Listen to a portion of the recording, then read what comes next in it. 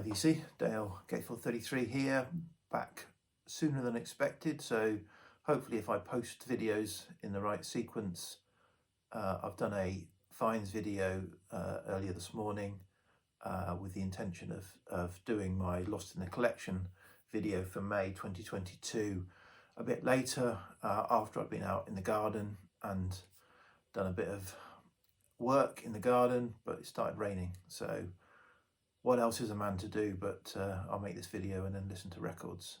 I think I've got to clean the house as well, but I'll get around to that. So this is my Lost in the Collection, I forget which number, 50-ish. And I thought I'd start by addressing, I've done this before, but I'll start by addressing, I've had a number of comments over the 50. Oh, this is the other cat that wasn't in the other video. Yeah, I thought I'd start by addressing a few comments. So I think, you know, I started this series to dig into the shelves because, you know, records are being left on the shelf because I've got a lot of records and limited time, and therefore QED records don't get listened to. And I think, you know, I've been looking at other people's videos. I think there are a lot of other people who are in a similar situation, and there's something about, you know, we're always concentrating on the next thing that we're buying, the new acquisition, and giving that some love, and we could neglect stuff that's, you know, stuff on the shelves that is fantastic. And you know, most people, I think, you know, but I have had some comments about, like, I don't understand how you're not spinning these records. I spin all my records, you know, every record gets spun every 6 months. If not, I kind of get rid of it. And so I have another go. I'm just trying to explain how it works out for me. So I've done a maths sheet. So let's start with this, which is, let's say, I haven't quite, but let's say I've got 3,000 records. And if I wanted to play them every 6 months, that's 6,000 spins a year. Divide that by 365 days means I've got to play 16.4 records a day. If a record lasts on average 45 minutes, that's 12.3 hours of listening every day to be able to play my records every 6 months. My life is, like I say, let's say 8 hours for sleeping. I've got 10 hours for working and commuting, 2 hours for things like eating and showering and domestics and stuff. I call it domestics. That's 20 hours of 24 hours gone. There's 4 hours left. Let's say I've got 2.5 goes to, you know, being with my wife, being with my grandchildren and my children, and watching the TV, etc. Leaves me 1.5 hours a day for records, which broadly equates to 700 albums can get played in a year. That is my limit, my maximum, unless I'm going to change this. So unless I'm not going to sleep, or I'm not going to go to work, or I'm not going to spend any time with my family, 700. And let's just say I spend half of those spins on the new stuff that's coming in, spinning it 2 or 3 times, which only leaves 350 shelf spins available to me. 3,000 records, spinning 350 a year means every record is going to get played in every 8.6 years. That is just a fact. So, you know, I cannot change that unless I change something in the equation based on my life and my records. I can reduce the records, I can increase the listening time, but at the moment, that is what I've got to work with. And it's fine for me because, you know, there's something about, it's not that you have to play all the records, it's something about you can play the records. The records are there to choose from. And in fact, you know, to make things matters worse, I have purged my collection several times. You know, I've probably sold 2,000 records in and out of that collection. So So the difficulty I have as well is I probably like all 3,000 records. You know, it's finding harder and harder to purge. I probably could purge another 300 or 400, yeah, it's anyway. That's just me and where I am. So for people who are kind of almost incredulous, and I start to feel a bit paranoid about, you know, it's almost like, am I really a music fan? If I'm not doing this, I feel like I'm inadequate in that regard. Okay, oh, I wasted there 5.5 minutes. Let's move on. And the reason I did that as well, partly, is because the theme of this month's Lost in the Collection are heavy hitters. There are 10 heavy hitting albums. So I thought if I hadn't done that beforehand, I think some people will be having palpitations and will burst a blood vessel when I show some of these records about how on earth have you not played these records for 5 years. And to a certain extent, I can sympathise with that. So I'll show them in the, just move the record. I'll show them in the order I played them, and I've made some notes because I played them over the last, well, this is the 20th of May, last 20 days. So first up is Legion Leaf, Fairport Convention. I'm a massive Fairport Convention fan. I absolutely love the 3 albums released in 1969, yet I haven't played this for more than 5 years. I have it. I mean, I think all of the records, all 10 records here, I have digitally, I have on CD, so I will have probably played them. I just haven't sat down and spun the vinyl and given it a conscious listen necessarily. So, but yes, this one I tend to, and I always thought Unhalf Bricking was my favourite of the 3 albums that Fairport Convention released with Sandy Denny on vocals in 1969. This is the kind of one that seems to get the most press of the 3, and sort of is sort of held up as the epitome of UK folk rock. On spinning it, absolutely loved it, and it's now sort of leapt to equal, if I think, with Unhalf Bricking, and what we did on our holidays is just kind of marginally below. So yeah, you know, Sandy Denny's voice. What have I written? Perfect side A. Sandy Denny's voice is sublime on this at its peak. Side B starts with a little bit more of a kind of traditional folky feel, but then you move into Tamlin, a fantastic long rolling tune, and a lovely closer. This is a Canadian press. I have had a couple. I've had the UK Pink label and the UK Pink Rim label of this, but when it came to purging, this one just sounds better. I don't know why. So this is a Canadian press on A&M Records. Yeah, so that's the first up. So that went up in my collection. This one I've held up before as one of my all-time. I think this was my favourite album for 1973 when I did my favourite album for each year of my life. However, I haven't spun it, and I probably didn't need to spin it. This is one of the sort of 5 or 6 albums that my parents had in their collection that I played to death, and I've gone back to this having not played it for more than 5 years, and I knew every note, every lyric, I knew what track was coming next. So Elton John, Goodbye Yellow Brick Road from 1973. Yeah, pretty much love this album. There are a few sort of perhaps songs, but you know, yeah, what have I written?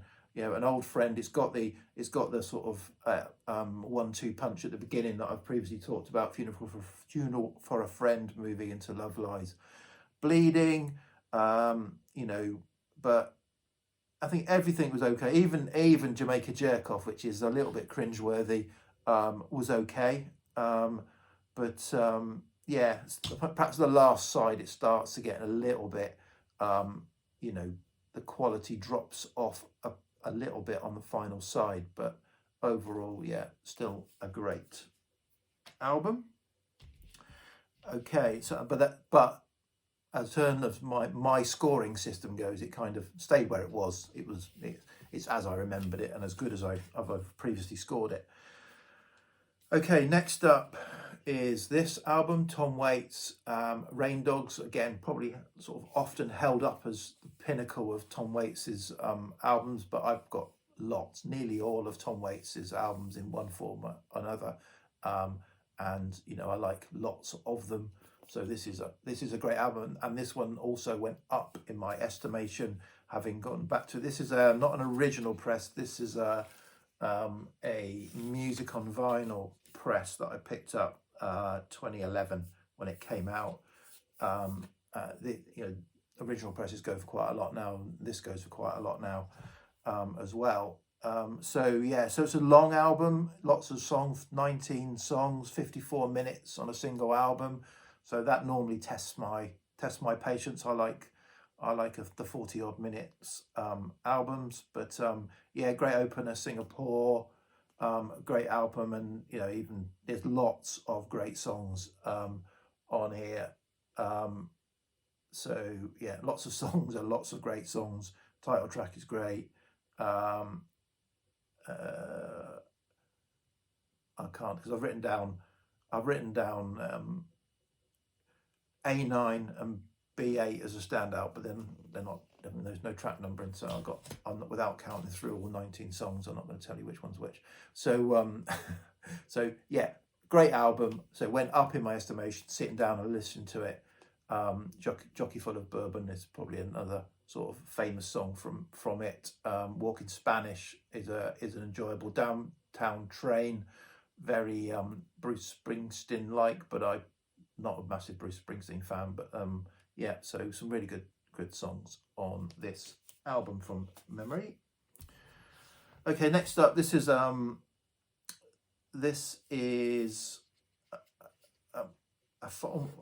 a find. So this is an album. I haven't shown this particular version, but this is an upgrade that I got recently to an album that I already had. So this is a first press on the pink label with the white eye. I have a pink rim island label version before, but I happened to pick this up cheap, one of my market stall finds, in really nice condition. Vinyl is in great condition. So so this is going in as an upgrade. But anyway, I spun it as part of this Lost in the Collection series, having not spun the original one on the shelf for 5 years, if that makes any sense. So what starts off with Glad, a great kind of longish instrumental. Freedom Rider is great. What we got? John Barleycorn is great. Is it my favourite version of that sort of traditional song? I'm not sure. And the last track, Every Mother's Son, I said great, but Steve Winwood gets a little bit shouty on it, is what I've said. But yeah, great album. Again, it's as I remembered it and kept its grading score as I kind of previously scored it. But a great album, and sounds really good with that original press. Okay, next up, 1969, Crosby, Stills and Nash. This is one of the, so when I got back into vinyl, this was one of the first purchases. This is a Rhino reissue. I bought a new Rhino reissue. I've had UK first presses and subsequent presses, but they didn't sound any better than this, so I've kept this sort of pristine copy and not kept them. So this is the only record of the lot that kind of went down in my estimation, because I previously graded it so high because it was just such a momentous album. But it's one of those albums that now I think I've heard it enough. Even though I haven't gone back to it for 5 years, it felt like, really, because I'd heard it so much before. So it's a bit sort of like Dark Side of the Moon in that sort of respect. I never sort of, do I ever need to hear this again? So a bit too familiar. And unlike sort of Goodbye Yellow Brick Road, it did feel a little bit of a chore to get through. And sort of, different to other albums that I'm so familiar with. So Goodbye Yellow Brick Road, Moondance by Van Morrison, I'm so familiar with them. Yeah, they don't tire, but this just did slightly. Still a great album, with some great songs on it. Okay, that's 5 done. That's 5. So next one, Deep Purple, Machine Head. So what have I written about this? Sort of 7 tracks, of which, depending on which country you're in, 3 or 4 singles. 3 or 4 of them were singles. So yeah, brooding, keys, bass, vocals, and guitar, and sort of very classic lineup. Deep Purple, great opener. Smoke on the Water, a song that had the potential to be one of those songs that you just don't hear again, but I still enjoy listening to it. So it hasn't sort of tarnished or lost its appeal. So yeah, just a really great rock album. But again, an album I was familiar with, and when I went back to it, I thought, yeah, that's as good as I remembered. So it kept the same kind of rating. Another monster, Led Zeppelin II. I've got several copies of this. This is some kind of European 70s or 80s repress. Don't know what I've got there. This will be going at some point. I just wanted to listen to it, to grade it, to sell it actually. So that's why I chose this off of the sell pile, rather than, don't want to show you 2 sides of it, rather than one of my other copies. But yeah, great album, great opener, strong, bang straight in. Got some weird stereo effects on it, which I quite like, kind of a lot of sort of channel in and out, particularly on second track, and What Is and What Should Never Be, and sort of very strong Living, Loving, Made, Ramble On are 2 of my favourite songs off of this, second and third songs on side 2. So yeah, I don't need to say any more about that. Although, given I've picked 10 heavy hitters, I can't say I don't need to say any more about these records. I mean, that would be silly. Right, next up,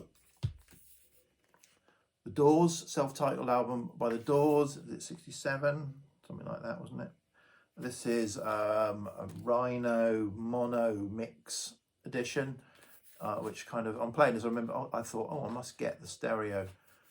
I had stereo copies and got rid of them, and then I realised perhaps we should have a stereo copy of this. So I'll maybe look for a sort of 70s analog stereo version at some point. So yeah, Break On Through is a fantastic opener, and for me is kind of one of those tracks that it often features on playlists for the car. 8 sort of Soul Kitchen, Crystal Shit, 20th Century Fox, Alabama songs sort of that are really good songs, and then you've got Light My Fire at the end of side 1, which is a great song. Side 2, Backdoor Man, was a track that previously I thought was great. I now think is good. And I even enjoyed the end. The end is the thing that I don't know, that sort of always struck me, that sort of, is this a great album or a very good album? What have I got? So I think, yeah, this prevents the album probably being a 10 out of 10 and sticking at its 9 out of 10 that it is, as more it needs more kind of, but yeah, if you're going to put an 11-minute 35-second sort of track on an album, it needs to be the best album on the track, and I don't think it is on the album, and I don't think it is sort of where I am on that. Sorry, I got a bit confused there. Okay, where are we going now? So, going here. Yep. Blonde on Blonde. Dylan, Blonde on Blonde. This is a UK press. I thought it was a 66 original, kind of, whilst listening to it and looking a bit more at the matrices and stuff like that, I realised it's a 68 UK stereo copy. It's in great vinyl's in nice condition. The cover's in nice condition apart from, so this should have had a price, well, would have had a price sticker, 50, whatever it was. I think I did write it down from memory. Maybe I didn't, like 59 and 5 or something like that on it, but someone's torn it off and damaged the laminate, which is really unfortunate. Other than that, really nice copy. So what have I said? Well, there's loads. There's some of my all-time favourite Bob Dylan tracks on this. It's not my favourite Bob Dylan album. I would say this is not even in my top 5 Bob Dylan albums. It's probably definitely in the top 10, but not in the top 5 albums for me. Lovely opening track on side 2. So my standouts for me are mainly on side 2. Yeah, I think pretty much the first 4 tracks, or the 4 tracks on side 2, which again, I might have to get the record to make sure. So, I Want You, Stuck Inside of Mobile, Leopard Skin, Pearlbuck Hats, Just Like a Woman. I think it's a really strong side of music. And yeah, it's got 5 of my favourite Bob Dylan songs of all time probably on this album, but still kind of doesn't quite get into the top 5 Bob Dylan albums for me. And then finally, we have this Scot II. So yeah, Scot, the 4 Scot albums of the late 60s, Scot II, Scot III, Scot IV are all fantastic. I think for me, in sort of ranking order, Scot IV is my favourite, then Scot III, then Scot II, then Scot. So this is my 3rd favourite of those 4 albums, but it's got some fantastic and classic songs. It opens with Jackie. So it's got a mix of the sort of Jacques Brel influence or written songs, other versions, and Scott Walker's own compositions. I think Black Sheep Boy is probably my favourite track on the album. Does a very nice, which is that Tim Hardin song, I think it is. But yeah, there's some really lovely Scott songs, particularly Plastic Palace People, I think is a lovely song. It goes all over the place really. So yeah, so that was the 10th, and that kind of stayed the same as well. So yeah, the Bob Dylan kind of kept its ranking. So the only albums that kind of out of this month went up in score, if you like, from where I previously scored them were the Fairport Convention, Legion Leaf, and Tom Waits' Rain Dogs. The rest either stayed the same, or in one case, Crosby, Stills and Nash went just down a notch or half a notch. Okay, I've rambled on for long enough, not to quote Led Zeppelin, but I've rambled on for long enough, so I'll stop there and go and get the housework done. Cheers, you see, bye.